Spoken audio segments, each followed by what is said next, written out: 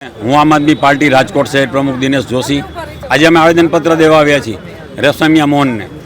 આજે ward number 3ના યાગરાજ નગરની અંદર લોકો વર્ષોથી રહે છે, વેરા ભરે છે, એમ છતાં સુવિધાના નામે શૂન્ય છે। રોડ, રસ્તા, પાણી, ગટર કે આંગણવાડીની કોઈ સુવિધા નથી। પરંતુ એ યાગરાજ નગરની બરાબર એક્ઝેક્ટ પાછળ 100 ફૂટના અંતરે એક રોડ બની ગયો જ્યાં એક પણ મકાન નથી અને ભાજપના લોકોના પ્લોટ છે ત્યાં બની ગયા। આજની તારીખમાં યાગરાજ નગરની અંદર દબાણ ચાલુ છે, 2-3 હજારના પ્લોટ લોકો દબાણ કરીને બેઠા છે। શું આ લોકો ત્યારે એને ડિમોલેશન કરવા આવશે વર્ષો પછી? અત્યારે કેમ નહીં? બેન દીકરીને નીકળવું તો તકલીફ પડે છે, ત્યાં દારૂ પીને જ બધા બેઠા હોય છે। રિંગ રોડથી 1.5 કિલોમીટર અંદર આવેલી આ સોસાયટીમાં સ્ટ્રીટ લાઇટની કોઈ સુવિધા નથી, બેન દીકરીને રાત્રે નીકળવું હોય તો તકલીફ પડે છે। અને આ શું લોકો પાકિસ્તાનમાં રહે છે? આ ભાજપના જાડી ચામડીના કોર્પોરેટરો જે અત્યાર સુધી ચૂંટાણા 5 વર્ષમાં કોઈ દેખાણા નથી। ભાઈ દેખાણા કોઈ?